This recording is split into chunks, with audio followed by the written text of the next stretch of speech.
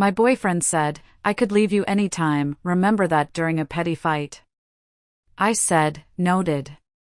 Then I made a move so unexpected, he came begging back. The look on his face when he realized. Hello everyone. Thank you for being here with me today. Before I begin my story, I'd love to know which city you're joining us from. Please feel free to share in the comments. Now, let me take you into this story. It all started, as these big, life-changing moments always do, on a completely ordinary Tuesday. A Tuesday I'd been dreading, not because of anything at home, but because of work. I'd just been given a small promotion in my department, nothing that would make me rich, just a title bump and a tiny, almost insulting raise to my salary, but it meant I was managing a new, high-stakes project. The learning curve was steep, and the pressure was on. I had been pulling 10-hour days for 2 weeks straight, and I was running on fumes and stale office coffee. I remember the feeling of my key in the lock that evening. That's the first thing that sticks out. The feeling of pure, exhausted relief. I was home. I kicked off my sensible work heels, the ones that always pinched my toes by 3 p.m., and let my heavy laptop bag drop to the floor. The apartment was quiet, but not in a peaceful way. It was in someone's home, but they're in the back room with headphones on way. I walked into the kitchen, and there it was. The battlefield. His breakfast dishes, were still on the counter, crusty with dried egg yolk. A half-empty can of energy drink was sweating on my wooden countertop. And the sink, my God, the sink was overflowing with pans and plates. This was our silent war. I was the primary breadwinner. I paid the $2,200 a month rent on our 2-bedroom apartment, I paid the utilities, I paid for the groceries. His contribution, as a part-time streamer and influencer, was sporadic at best. Some months he'd proudly contribute $500. Most months, it was nothing. So, our deal was simple, I handled the money, he handled the mess. Lately, he hadn't been handling much of anything. I sighed, a deep, bone-weary sigh that came from somewhere in my shoes. I looked at the mess, at the dried-on food, and I just felt defeated. I rolled up the sleeves of my work blouse and turned on the hot water.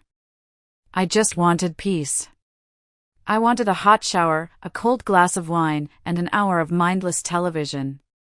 I figured I'd just wash the mountain of dishes, and then my boyfriend, Keith, would eventually emerge from his game cave, and we could figure out dinner. I was about halfway through the pans, my back aching, when he appeared. Keith, 28 years old, looking like a teenager in a branded gaming hoodie and plaid pajama pants. He didn't say hello. He didn't thank me for cleaning up his mess. He just opened the fridge, stood there for a full minute, the cold air washing over my ankles, and then let out a heavy, dramatic sigh. Seriously, Brenda? I didn't turn around. I just kept scrubbing a particularly stubborn bit of egg. Seriously what, Keith? This is regular. He held up the carton of oat milk I'd bought the day before. He was holding it like it was a dead rat. Yes. It's oat milk, I said, my voice tight. I specifically, he said, and I could hear him tapping the carton, said the barista blend. The one in the gray carton. This is the store brand. In the blue carton. I stopped scrubbing. I turned off the water. The silence of the kitchen was suddenly very loud, broken only by the drip of the faucet. They were out of the barista blend, Keith. I checked. This works fine. He scoffed. He actually scoffed, like I just suggested we use gutter water. This is exactly the problem, Bren. You never listen. This stuff tastes like chalk. It doesn't foam. How am I supposed to make a decent latte for my stream tomorrow? It's my one big stream of the week. It's oat milk, Keith, I said, my patience shredding. It's going to taste the same in your coffee. It's not about the milk, he snapped. And there it was. The pivot. We were now leaving the land of trivial inconveniences and entering the kingdom of your failings as a partner. It's about you not caring about my needs. It's one thing. The one thing I ask for. Here we go, I said, turning back to the sink. My voice was flat. I was too tired for this. I was too tired for him. The spiral from a minor inconvenience to a full-blown relationship referendum. What did you just say to me? I said, here we go, I repeated, turning to face him, my hands dripping suds onto the floor mat. I drove to 3 stores, Keith. 3. After that 10-hour shift I told you about. I spent an hour of my life, an hour I will never get back, hunting for your special Gamer Fuel oat milk.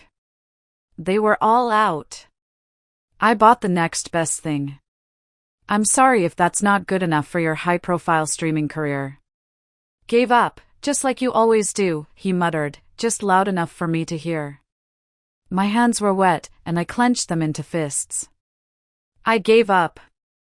A real girlfriend would have found it. I just stared at him. The entitlement. The sheer, unmitigated audacity of the man-child standing in front of me, in a kitchen I paid for, about to complain about the food I bought. I could feel the hot flash of anger crawling up my neck, but I just kept scrubbing. This was his pattern. Small issue becomes a huge fight. Huge fight becomes a threat. I was just waiting for it. And it didn't take long. You know what, he said, his voice rising, sensing he was losing ground. I'm done. I'm done with this. I'm done with you not appreciating me. I kept my back to him. Scrub, rinse, stack. I could leave you any time, Brenda. Scrub. Rinse. Stack. Remember that. There it was. His favorite card. The big red I win button he pressed at least twice a month.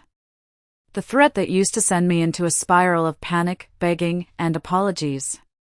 The threat that used to make me sick to my stomach, terrified of him walking out that door. I turned off the water. The only sound was the drip, drip, drip. I dried my hands, very slowly, on the dish towel. I folded it. I placed it on the counter. Then I turned around and leaned against the sink. He was standing there, arms crossed, with that smug, defiant look he got when he knew he'd cornered me. He was expecting me to cry, or to yell, or to start in with the, baby, no, please, what can I do? I just looked at him. I let the silence stretch out, let it get uncomfortable. He started to fidget. And I said, noted. That's it. Just one word. Noted. His face faltered. The smugness evaporated. This wasn't in the script. What? That's it? Noted? Yes. Noted, I said. You've made your position clear. You could leave me anytime. I have noted it. What do you want me to say, Bren? He stammered, scrambling for his righteous anger. I want you to care, he finally yelled, finding his footing. I want you to care that I might leave. You threaten to leave every time we disagree about coffee creamer, I said, my voice as cold and flat as I felt. You threaten to leave when I ask you to take out the trash, because it's not his turn, even though it's always my turn. You threaten to leave when I'm too tired from work to watch your stupid stream, or when I pick the wrong movie, or when I hang the toilet paper roll the wrong way. That's because you don't appreciate me, he shouted, his face getting red. You treat me like a roommate. A roommate, I said, would at least pay his half of the rent. That shut him up. But only for a second. He had one more card to play. Do you know how many women want me? He said, puffing his chest out. How many people are in my DMs? They see me. They appreciate me. A bitter, sharp laugh escaped me. I hadn't even realized it was coming. You mean the same ones you text when you're mad at me? He froze. Oh, yeah. I knew. I knew all about them. The emotional support orbiters he kept on standby. I'm not a snoop, I swear. I value privacy more than anything. But about a month ago, I had needed to use my laptop, the one he always borrowed to play games on because it had a better graphics card. I'd asked him 3 times to bring it out, and he finally had, annoyed. And he'd left his Instagram open. Just left it there, on my laptop. The messages were right on the screen, a whole column of them. I don't. He stammered. That's not. How dare you go through my phone? That's a violation of my privacy. I haven't touched your phone, I said calmly. You left your messages open on my laptop. My laptop. Remember? The one I bought with my salary? I walked past him. Gina? Sherry? The one who sends you heart emojis and fire emojis at 2 in the morning? Are those the friends who appreciate you so much? Those are just friends. Fans, he sputtered, following me. It's not like that. At least they appreciate me, he said, falling back on his old, sad argument. I could be with any of them tomorrow. Okay, I said, pushing off the counter. I felt a strange, cold calm settle over me. That's your choice.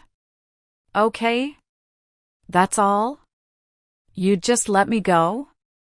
His voice was high and thin. You said you could leave any time, I said, walking past him toward the living room. I'm just acknowledging that you said it. You have options. You've made that very clear. I picked up my work bag from the floor where I'd dropped it hours ago. So that's it, he said, his voice a mix of disbelief and panic. You're not even going to fight for me? I stopped, my hand on the doorknob of our bedroom. I turned to look at him, really look at him. Not as my boyfriend, but as this person.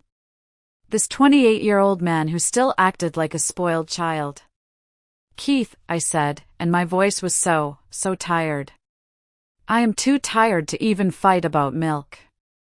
I am certainly too tired to fight for a man who threatens to leave me over it. He stared at me. I went into the bedroom. My bedroom, I thought, as I looked at the lease agreement in my head. I locked the door.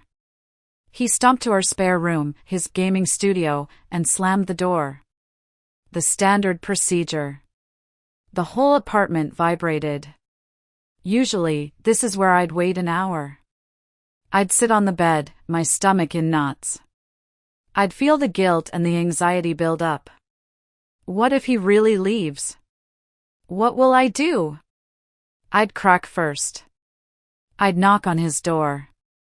I'd apologize, promise to do better, promise to find the magical oat milk. Maybe I'd order his favorite Thai food as a peace offering. But not today. Today was different.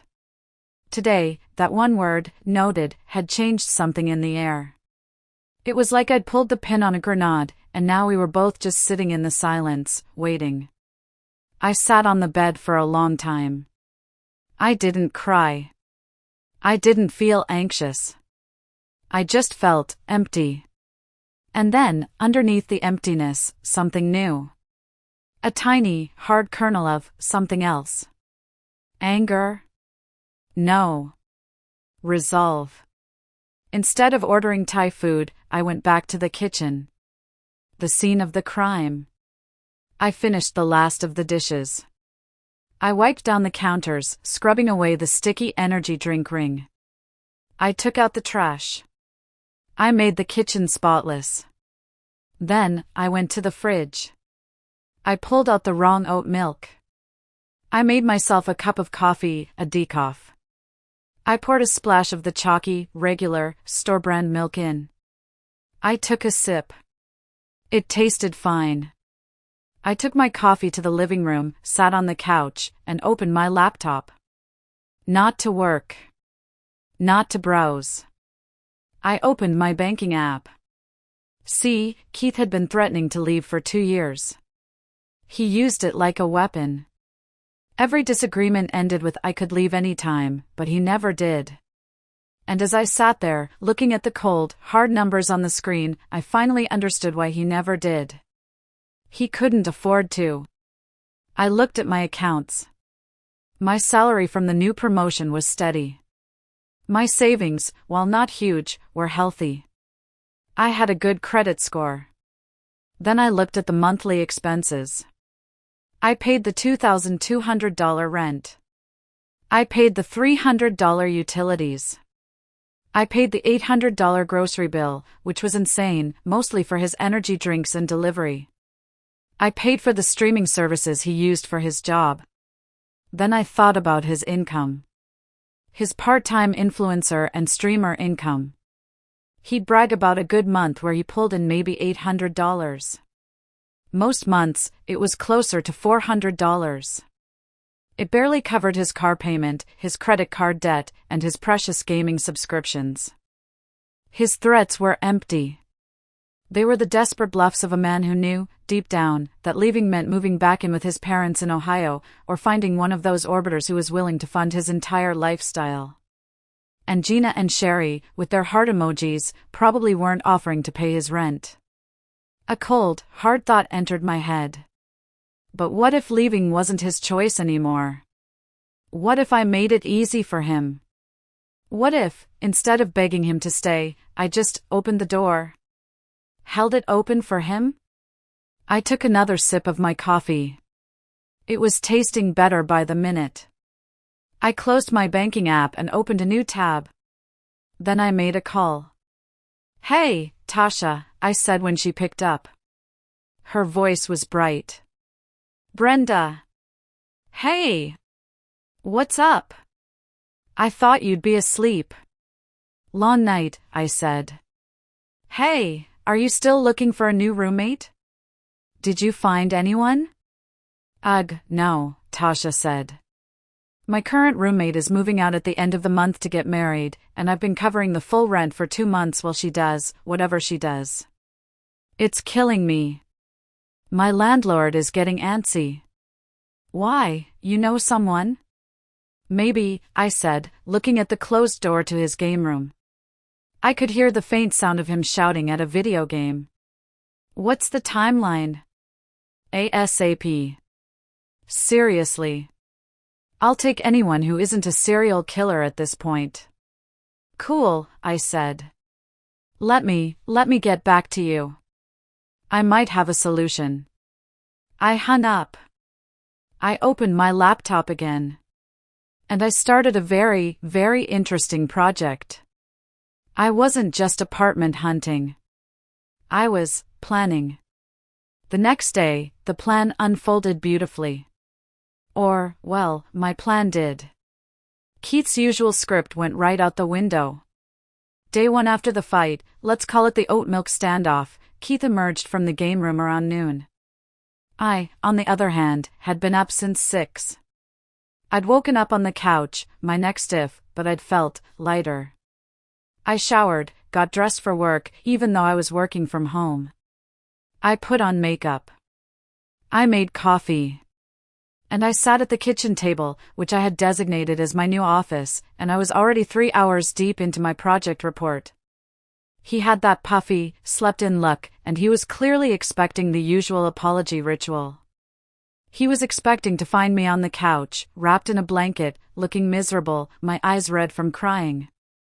He was expecting to find a peace offering, maybe I'd made him coffee. Instead, he found me. Dressed. Alert. Working. And sipping a coffee. Made with the regular, non-barista blend, tastes like chalk oat milk. He shuffled past me to the coffee pot. He poured a cup, stared into it, and then sighed. It was the "I'm still mad, please notice" sigh. It was so loud and practiced, it was almost funny. I didn't look up. "Good morning," I said, my fingers still flying across the keyboard. He grunted. He stood there, waiting. I kept typing. The only sound was my keyboard clicking. Finally, he couldn't take the silence. So, he said, leaning against the counter in that way he did when he wanted to be confrontational, crossing his arms. Anything to say? I finally looked up, blinking like I was pulling myself out of a deep work trance. I pushed my glasses up. About what? About what? He scoffed, his voice dripping with disbelief. About last night. About this. He waved his hand between us. About you being a complete bitch. Oh, I said. I took a sip of my coffee. Good morning to you, too. And I smiled, a tight little smile that didn't reach my eyes. That's it, he said, his voice rising. No apology? An apology for what, Keith? I asked, genuinely curious to see where he'd go with this. I tilted my head. For dismissing my feelings. For buying the wrong milk. For everything. Ah. Well, I'm not going to apologize for that, I said. I acknowledged your feelings. You could leave any time, remember? I gave him another little smile and went back to my email. He just stared. I could feel his eyes boring into the side of my head. This wasn't the script. This wasn't how it was supposed to go. He was supposed to be in control. I was supposed to be the one groveling, the one terrified of being alone. He huffed, so you're giving me the silent treatment, then. Real mature, Bren. Real professional. I'm working, Keith, I said, not looking up. I have a deadline for my new project. The one that pays for this apartment and your special milk. Not everything is about you. I heard a sharp intake of breath. Then he slammed his coffee mug down on the counter, splashing cold coffee on the surface I had just wiped down. Fine, he yelled, like a child. Be that way. He stomped back into the game room, and the door slammed shut. A few minutes later, I heard his phone camera click from the other room. Sure enough, I checked Instagram later. A new cryptic story. A selfie of him looking thoughtful and pained, the blinds creating stripes of shadow on his face. The caption, when they show you who they really are, believe them. Hashtag know your worth. I almost laughed. Oh, I was showing him who I really was, all right. Someone who was done playing. Someone who had just opened a new spreadsheet titled Project, New Life. Day 2, I started phase 1 of my little project. I was apartment hunting. But not for me. I had a perfectly good, 2-bedroom apartment. I was apartment hunting for him. I went online and did a quick search. I put in his, let's call it optimistic, price range. What could he actually afford, if he really buckled down and got a second job? I was generous. I put in $650 a month, max. I found one. It was something. A tiny studio apartment in a rough neighborhood, a good 40-minute drive from anywhere he'd want to be. The photos were grainy, taken on a bad camera phone. They showed a stained, mustard yellow carpet. The kitchen was basically a hot plate, a mini fridge, and a sink that looked like it hadn't been scrubbed since the 1980s. The one window looked out onto a brick wall. But it was available immediately. And it was exactly $650 a month. I copied the link. I opened my email. I sent it to him. Subject line, helpful option. He didn't come out of the room. He was still giving me the silent treatment from his man cave. But my phone buzzed with a text. From the other side of the wall. Keith, what is this? Me, an affordable option for when you leave. Just trying to be helpful. The 3 little dots appeared, disappeared, then appeared again. He was furious. I could almost feel the vibration of his anger through the drywall. Keith, are you kicking me out? Me, no. You said you could leave anytime. I'm facilitating. Keith, this place is a dump. I'm not living in a crack house. It's what $650 a month gets you. Your budget, right? He left me on read. The bedroom door didn't open for another 3 hours. When he finally came out, he tried a different approach. The anger hadn't worked, so it was time for the pour me routine. Baby, he said, his voice all soft and wounded. He was standing in the kitchen doorway. I was still at the table, now comparing utility costs. I looked up from my laptop. We are talking. I made dinner, he said, gesturing to the kitchen. I looked over. He had made dinner in the same way that a 5-year-old makes breakfast. He had heated up the leftover pizza I had bought 2 days ago. He'd even put it on a paper plate. A single, sad paper plate. Thanks, but I ate at work, I said. A white lie. I was starving, but I wasn't about to eat his cold, greasy peace offering. You never eat at work, he pouted. This was his go-to wounded look. I've started meal prepping, I said, tapping my laptop. I'm trying to cut down on expenses. Saving money. The panic in his eyes was new. It was faint, but it was there, a little flicker in the back of his eyes. Saving money? For what? Life changes, I said with a shrug. A divorce. A funeral. A big move. You never know. It's just good to be prepared. This was usually the part where I'd cave. He'd look at me with those big, sad eyes, and I'd melt. I'd feel guilty. I'd apologize. I'd promise to buy the right milk. I'd reaffirm how much I needed him, how I couldn't live without him. But I was looking at that new, flickering panic in his eyes, and I realized I wasn't melting. I was interested. I wanted to see what would happen if I just didn't. Day 3 brought the love bombing. This was his next to last resort.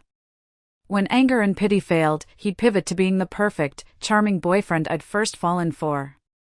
The one who was funny, and sweet, and, well, hadn't existed for about 2 years. I woke up on the couch, I'd been sleeping there since the fight, it was just easier, to the smell of actual cooking. Not leftover pizza. Bacon. Eggs. Toast. Keith was in the kitchen, actually making breakfast, not just pouring cereal. He was wearing my favorite Kiss the Cook apron, the one I'd bought as a joke. He smiled, a big, bright, nothing is wrong smile. Morning, sleepyhead, he said, his voice all sunshine. Thought you'd like a nice breakfast before work. Thanks, I said, wary. I sat at the table. He served me a plate. It was a lot. A mountain of eggs, half a pack of bacon. It was the first time he'd made me breakfast in, I realized, over a year. He'd done it for a stream once, but not for me. So, he said, sitting down across from me, all eager. I was thinking. I've been a total jerk. I'm sorry about the milk. It was stupid. I miss you. Maybe we could spend the day together today? Just us. Like old times. We could go to the park, maybe catch a movie? My treat. My treat always meant I paid and he forgot his wallet, but I let that slide. Can't, I said, taking a bite of eggs. They were a little rubbery. I'm helping Tasha move some furniture. His smile faltered, just a fraction. Tasha? Since when are you two so chummy? I thought you said she was driving you crazy about her roommate drama. Since she might need a roommate, I said, looking him straight in the eye. And I'm helping her move. It's the least I can do. His face went pale. Paler than the regular oat milk. You're not moving in with Tasha? Not me, I said, taking another bite. But I know someone who might need a place soon. Someone who could leave any time. He didn't threaten to leave for the rest of the week. Not once. The words were poison on his tongue, and he knew it. But the entitlement, the anger, it came out in other ways. He started demanding to know where I was. It was like he'd suddenly realized I had a life outside of him, and he needed to control it. He'd text me constantly when I was at work. "Who are you with? Why did it take you 10 minutes to text me back? Are you really at work?" I was in my office, in a meeting with my new team, trying to sound competent and in control. My phone buzzed for the 8th time. I'd silenced it, but it was vibrating off the desk. I excused myself. "Keith, you're acting suspicious." I rolled my eyes. I typed back. "Me, I'm in a meeting." "Keith, with who? That guy Mark from your old team? You always liked him." "Me, I'm acting single." The text was a typo. I'd meant to write "I'm in a meeting" again, but my fingers, in a moment of Freudian clarity, had typed single. I looked at it. And I hit send. The 3 dots appeared. "Keith, we're not single." "Me, but you could leave any time." "I'm just preparing for that possibility." He didn't text back for a while. But my work phone rang almost immediately. It was an unknown number. I let it go to voicemail. Then, on day 5, he tried recruiting allies. My personal phone rang. It was his best friend, Marcus. I sighed and answered it. I liked Marcus, in a bless-his-heart kind of way. He was married, a decent guy, but completely blind to Keith's faults. "Brenda? Hey, it's Marcus. What's going on?" "Hey Marcus." "Not much, just working." "What's up?" I just got off the phone with Keith. He's freaking out. He said you're trying to kick him out? He said you sent him a link to a crack house?" I leaned back in my office chair, rubbing my temples. "Of course he did. I'm not doing anything, Marcus. I'm just taking him seriously." "Seriously about what?" "He says he could leave me anytime. He says it constantly. So, I'm just helping him explore his options." There was a long pause on the other end. "Brenda, come on," Marcus said, and his voice was wheedling. "You know he doesn't mean it. That's just how he is. It's how he expresses frustration. He's sensitive." "By threatening our relationship every week?" I asked. "By threatening to abandon me?" "That's not sensitive, Marcus, that's manipulative. Cool communication style. You should try it with your wife, see how that goes." "Hey, that's not fair." "No," I agreed. "It's not. Look, I'm not kicking him out, Marcus. But I'm not begging him to stay, either.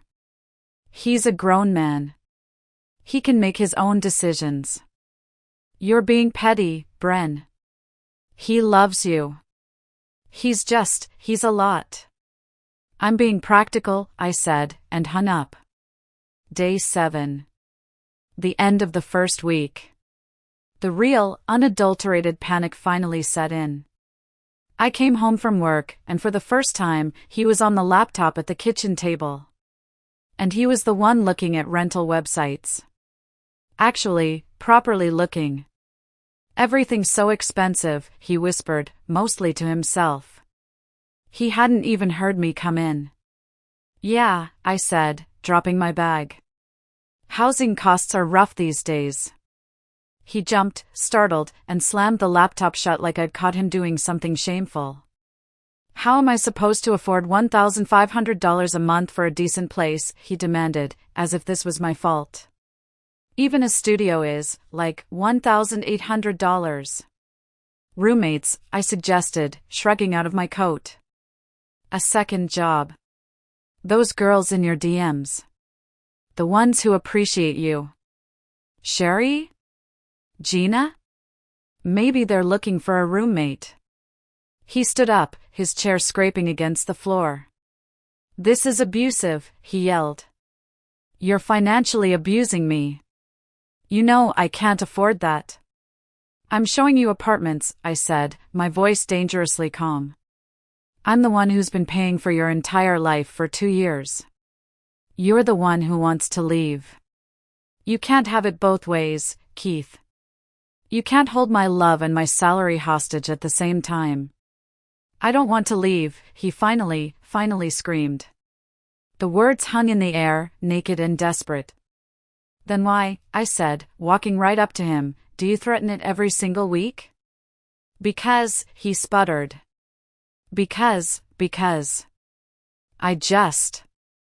Because you think I'll beg you to stay, I finished for him.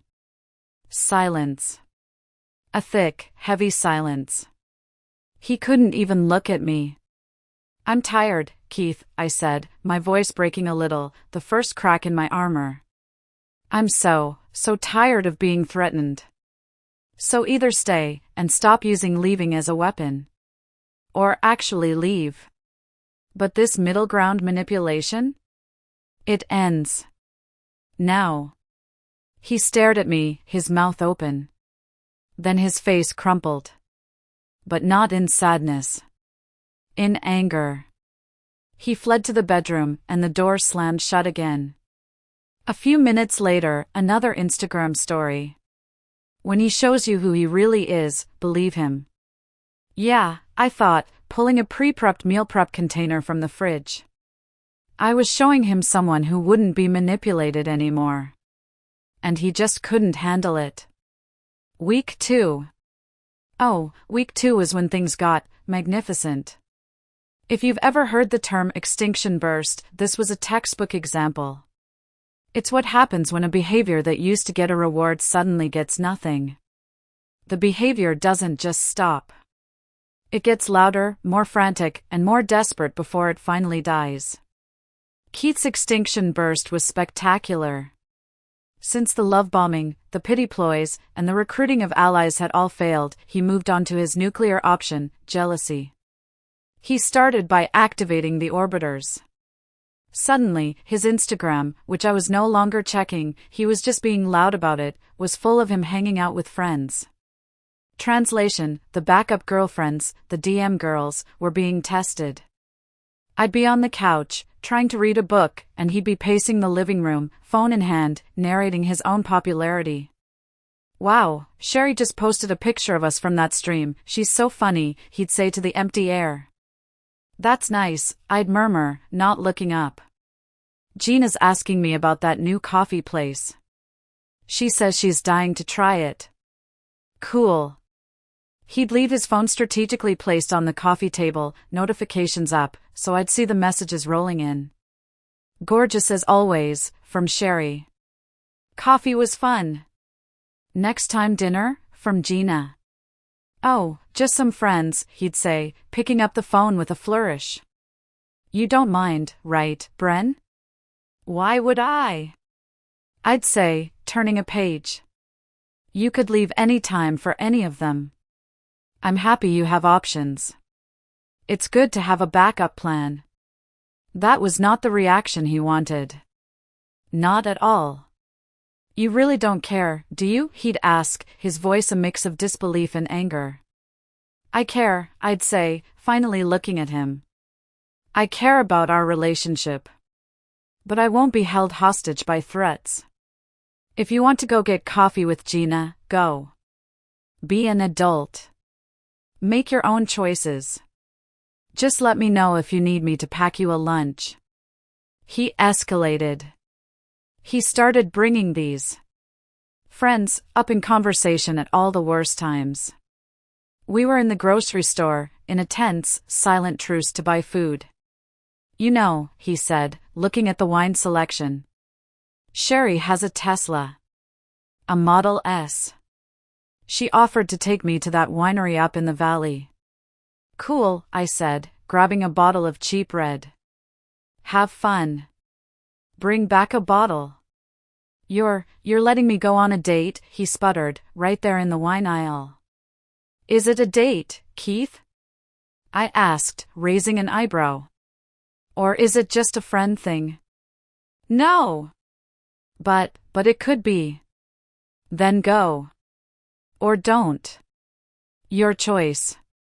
I pushed the cart away. He didn't go.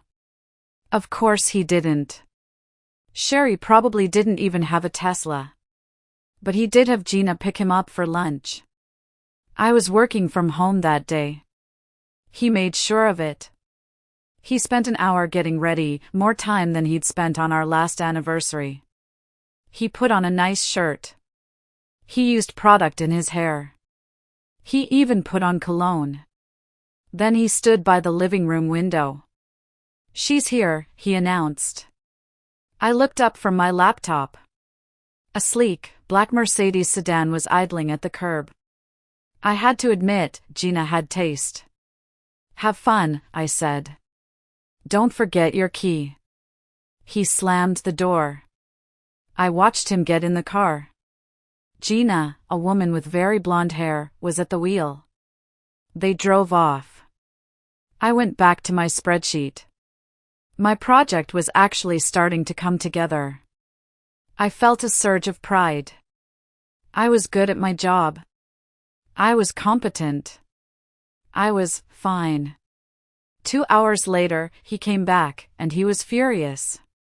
I was on a Zoom call, so I just heard the front door slam. He stormed into the bedroom.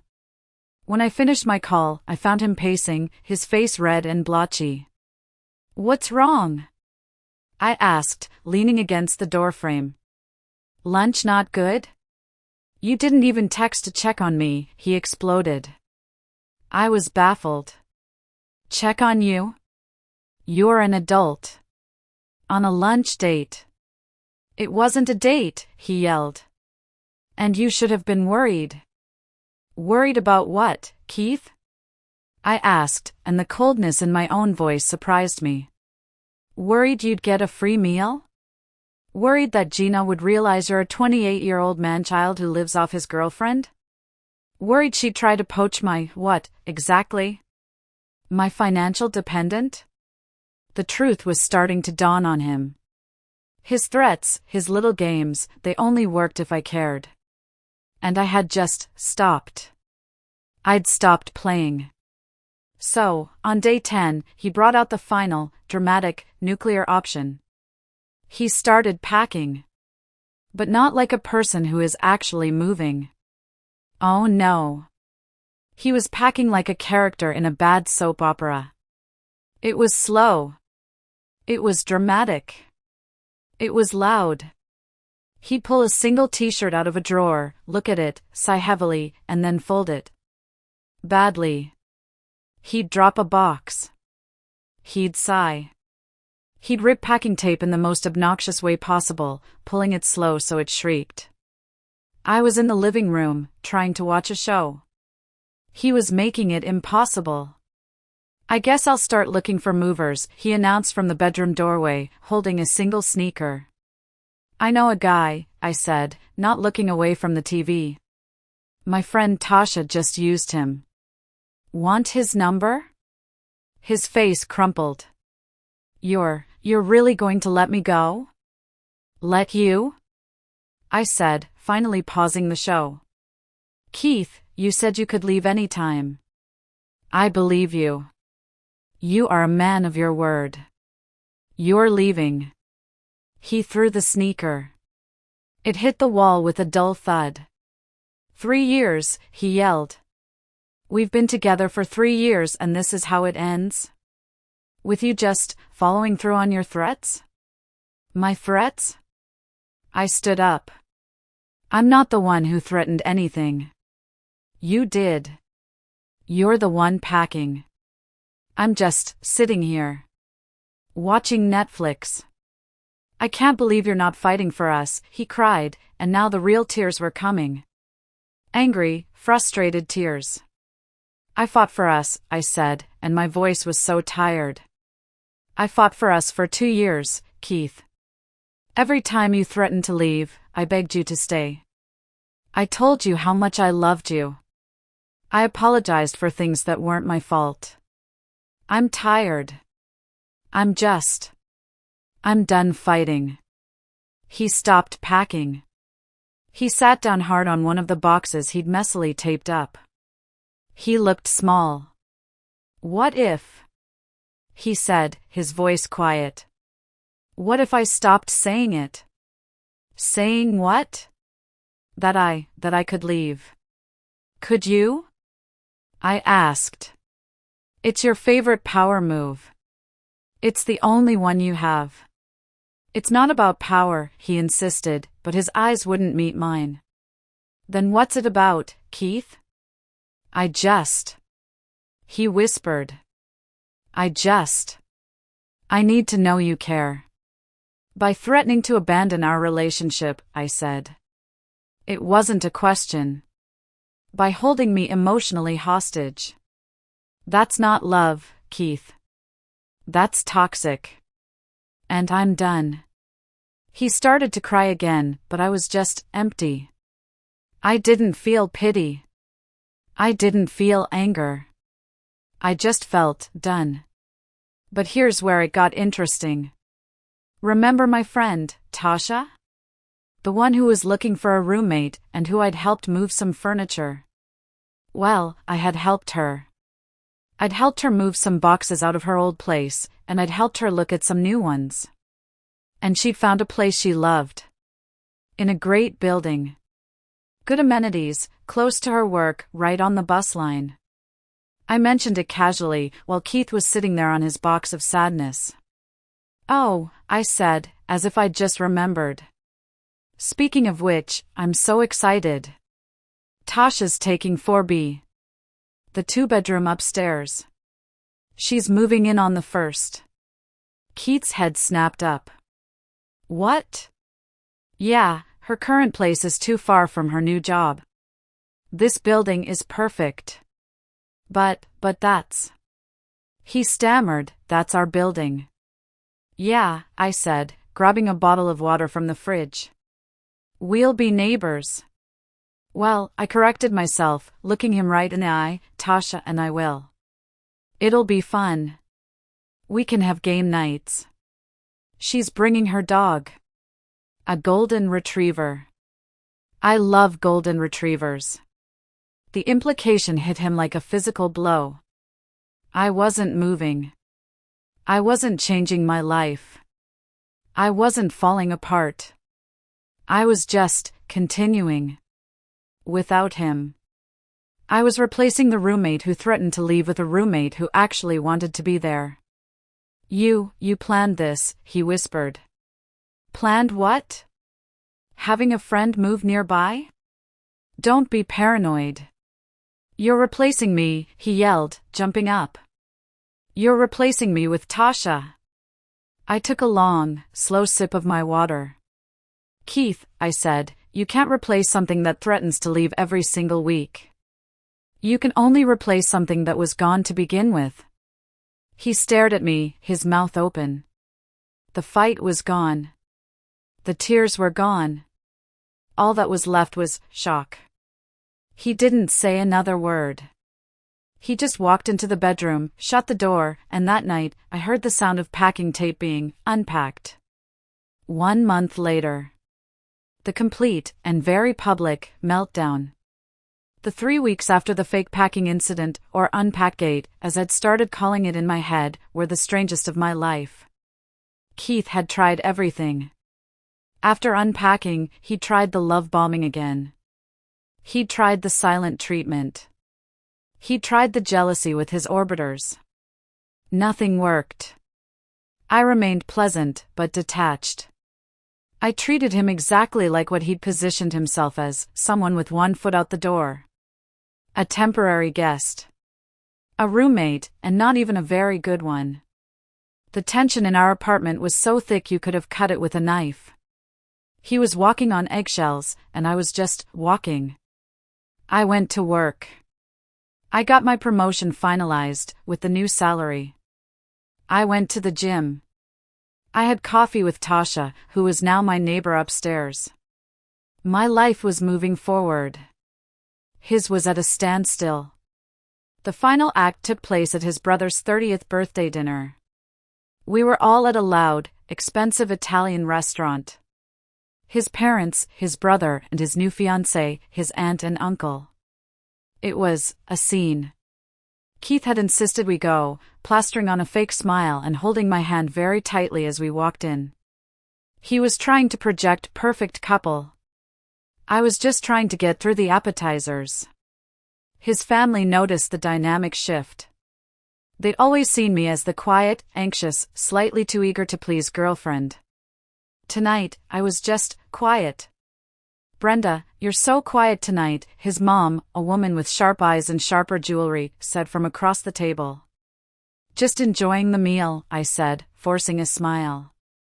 "The lasagna is wonderful." "He's been weird lately, right, babe?" Keith said, laughing a laugh that was pure nerves. He squeezed my hand under the table, hard. "Have I?" I asked, pulling my hand away to take a sip of water. "Trouble in paradise?" his brother asked, trying to make a joke. "No," Keith said, way too quickly. "No, we're perfect. Right? Tell them, Brenda. We're great." I set my water glass down. The table was quiet. Everyone was looking at me. Keith was looking at me, his eyes wide, silently begging me to play along. And I just couldn't. Not anymore. "We're working through some things," I said. "Oh, come on, Bren," Keith said, trying to laugh it off. "She's just stressed from her new promotion." He said the word promotion like it was a dirty secret. "No," I said, my voice quiet but clear. The clinking of silverware stopped. "We're working through the fact that Keith likes to threaten to leave me." Silence. Pin-drop silence at the table.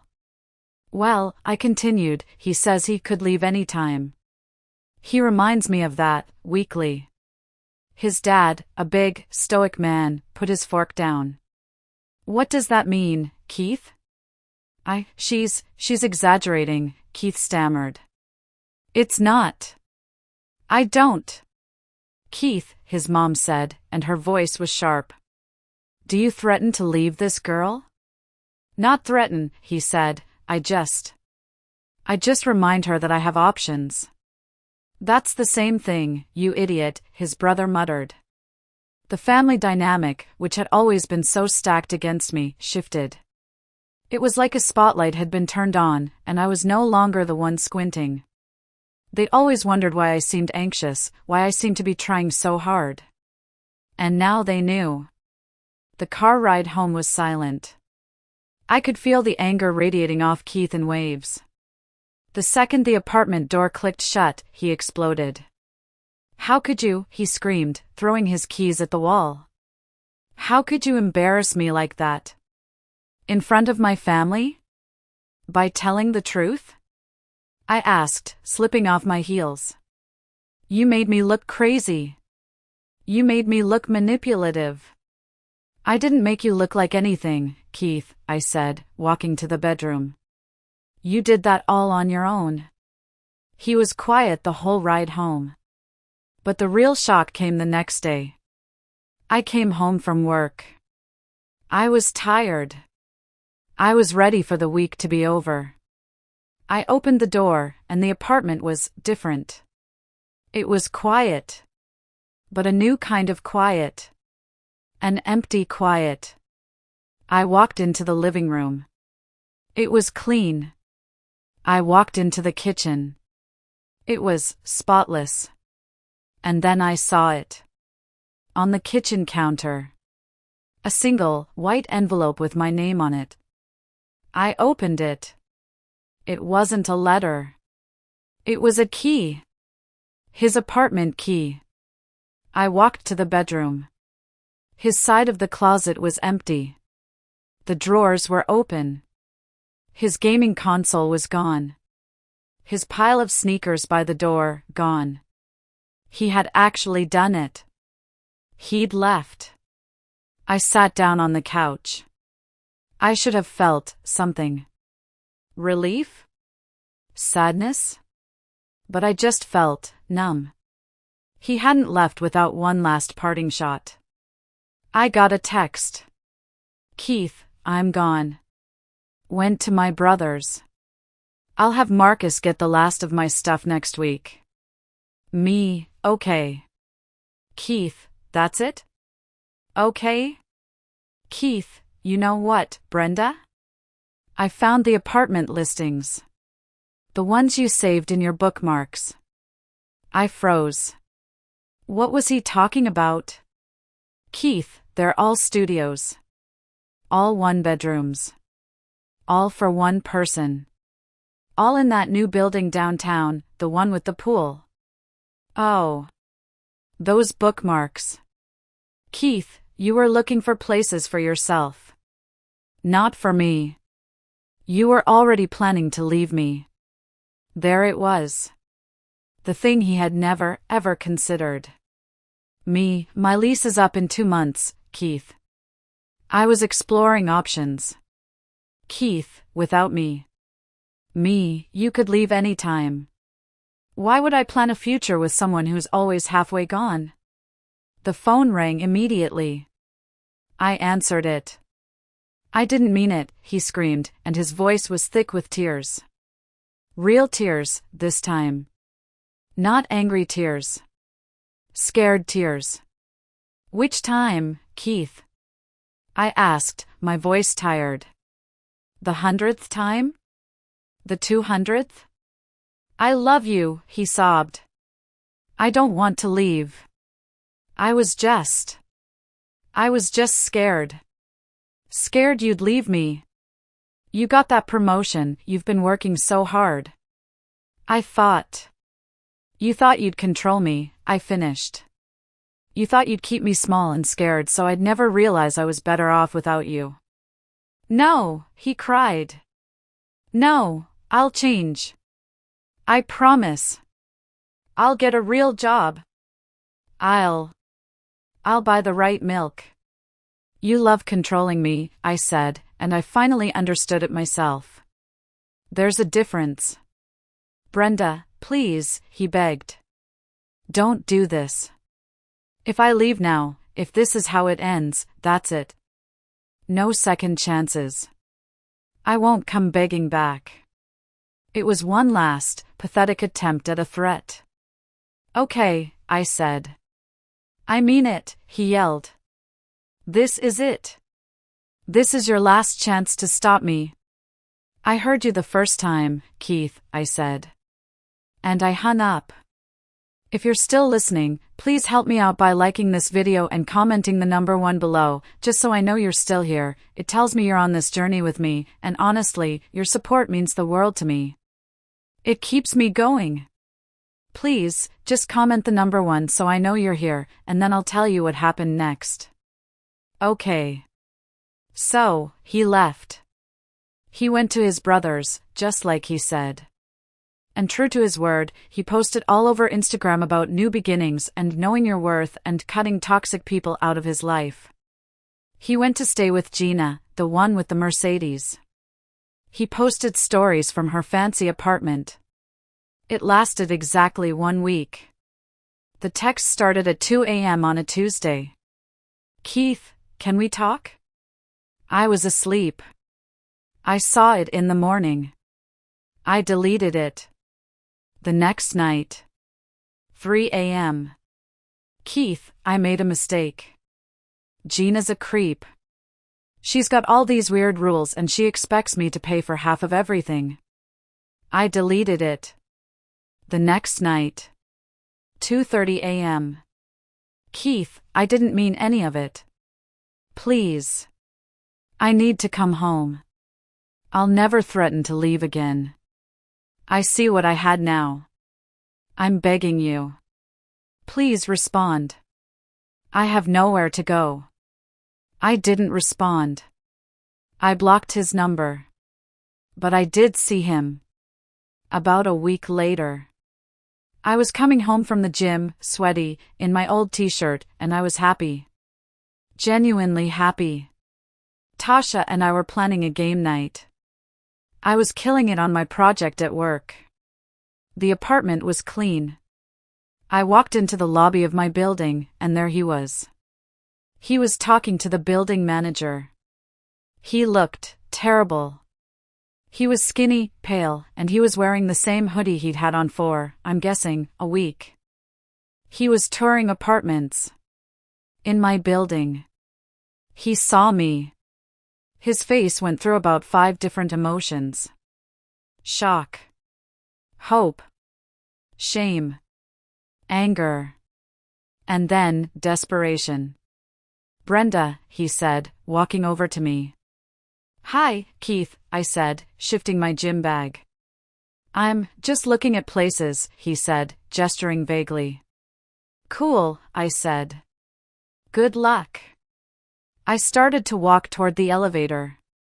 "Wait," he said, grabbing my arm. I yanked it back. "Brenda, please. Maybe we could talk? Get coffee?" "I'm good, Keith," I said. The building manager walked by, nodding at me. "Ms. Hayes," she said, all professional. "Just wanted to let you know, Tasha's all moved in. Are you two still planning that game night? The neighbors are complaining about the noise from 4B's old tenant, but she seems lovely." "Friday," I smiled. "Should be fun." "Thanks, Maria." Keith watched me. He watched me living my life. The life he'd threatened to leave so many times. The life that was going on perfectly fine, in fact, better, without him. "I could really use a friend right now, Bren," he whispered, and his eyes were wet. I looked at him. Really looked at him. The man I'd loved.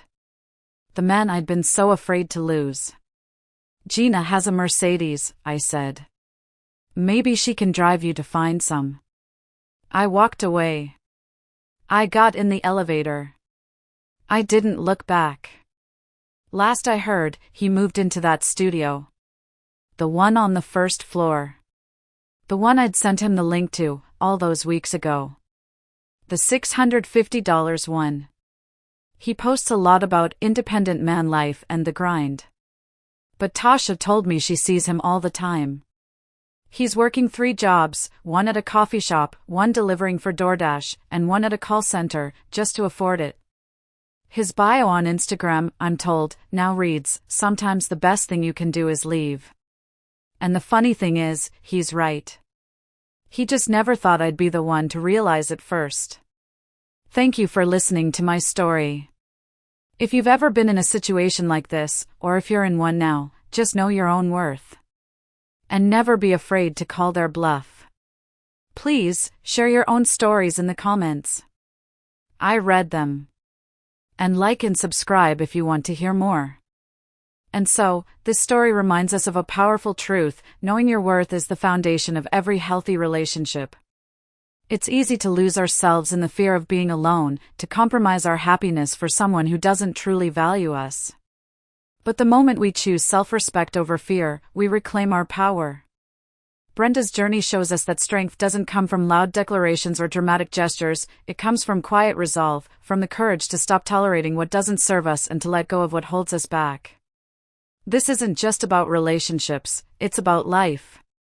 It's about recognizing when something is draining us instead of lifting us, and having the bravery to walk away, even when it's hard. Her story teaches us that true love and respect should never be conditional or manipulative, and that sometimes, the best way to move forward is to let go. If this reflection resonates with you, share your thoughts below or simply comment good to let us know this lesson mattered to you. Your voice matters, and your story could inspire someone else today.